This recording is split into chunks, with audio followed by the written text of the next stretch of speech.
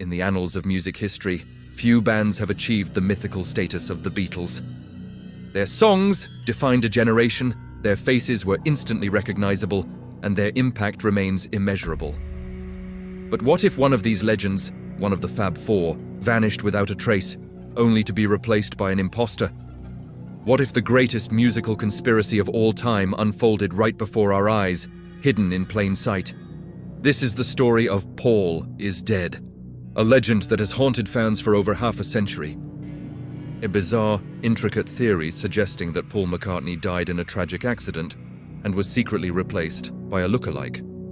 It's a tale woven from cryptic album covers, backwards messages, and whispered rumors.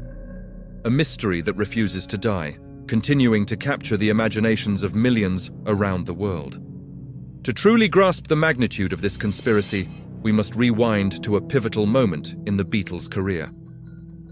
The year is 1966, a time of immense creative output and personal transformation for the band. According to the legend, on a fateful Wednesday morning, Paul McCartney left the recording studio in a fit of rage.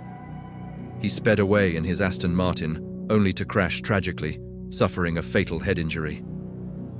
The official story, of course, states that Paul merely sustained minor injuries from a moped accident around that time.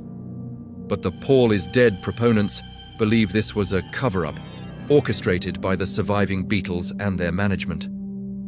The reasoning behind this elaborate deception was simple. The band was too big to fail. The global phenomenon that was Beatlemania could not withstand the death of one of its core members. So, a desperate plan was hatched.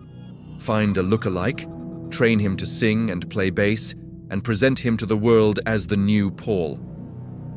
The man chosen for this impossible task was allegedly a Scottish orphan named William Shears Campbell, or sometimes simply Fall, fake Paul. This replacement, the theory claims, was so meticulously trained that he could fool even the most ardent fans.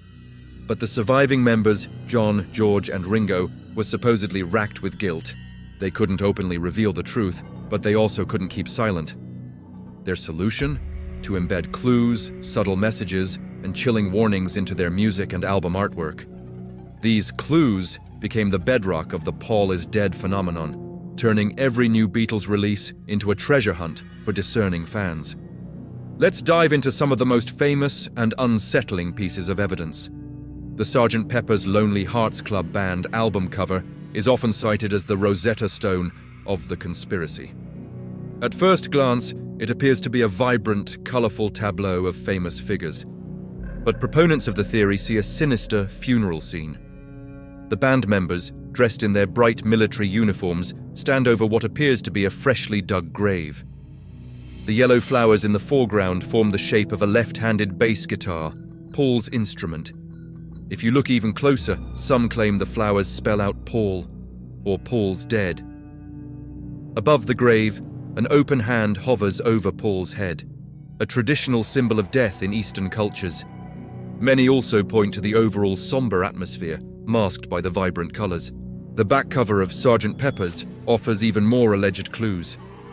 Paul is the only Beatle shown with his back to the camera, and his head is significantly lower than the others.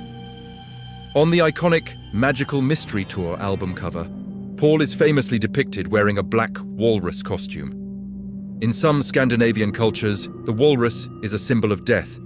The phrase, "I am the walrus," a John Lennon song, takes on an eerie new meaning. Could Lennon be hinting at Paul's demise and replacement?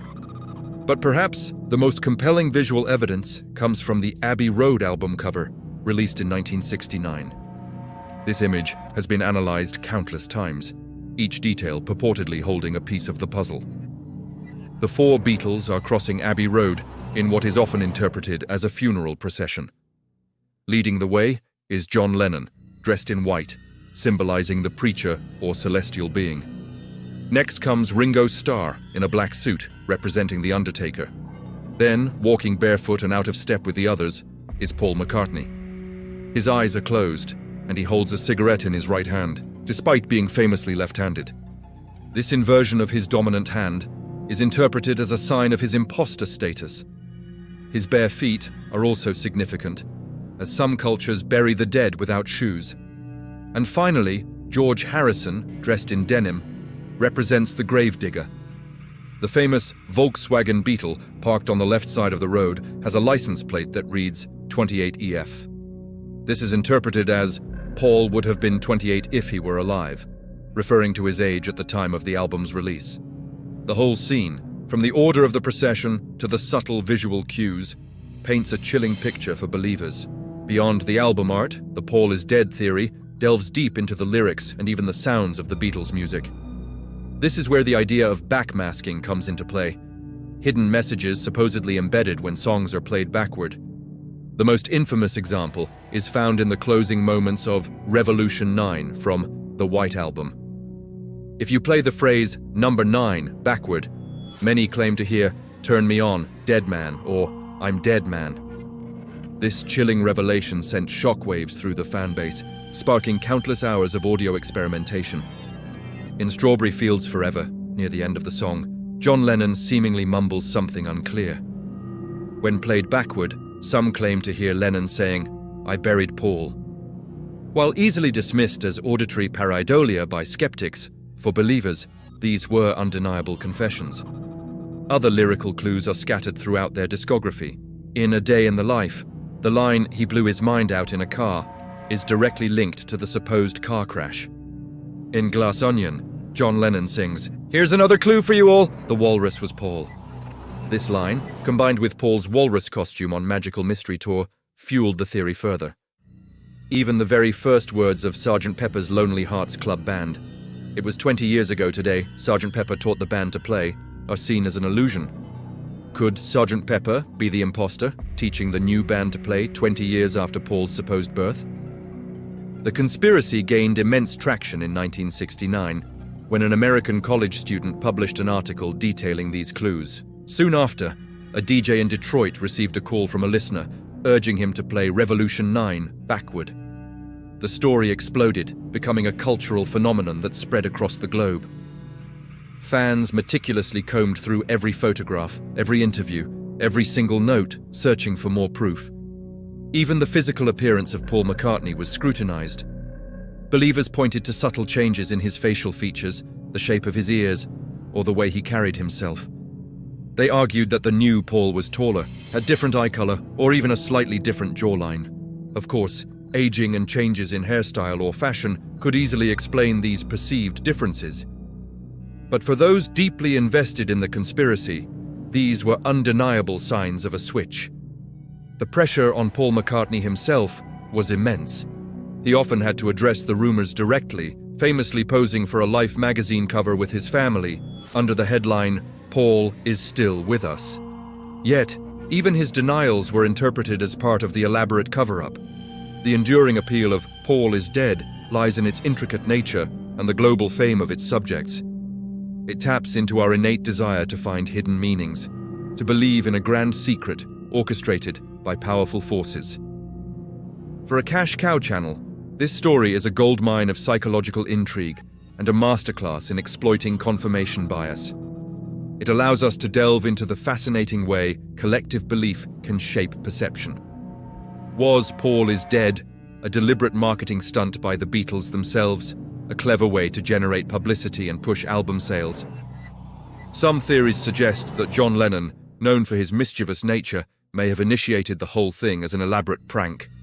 The band members certainly didn't discourage the rumors initially, perhaps enjoying the attention. Regardless of its origin, the conspiracy highlights the power of fan culture and the obsessive dedication of true believers. Even today, new clues are sometimes discovered, keeping the legend alive for new generations. The mystery of Paul McCartney's supposed death is a testament to the enduring fascination with celebrity and the allure of the unknown. It shows us that sometimes, the stories we tell about our heroes become more powerful than the heroes themselves. So the next time you listen to a Beatles song or gaze at one of their iconic album covers, consider the possibility. Are you simply enjoying a timeless piece of music, or are you unwittingly participating in the greatest cover-up in rock and roll history? The truth, as they say, is out there. And for the Paul is Dead believers, it's not just out there. It's hidden in plain sight, waiting to be discovered. This is the captivating, unsettling, and ultimately timeless mystery of the man who may or may not have been Paul McCartney.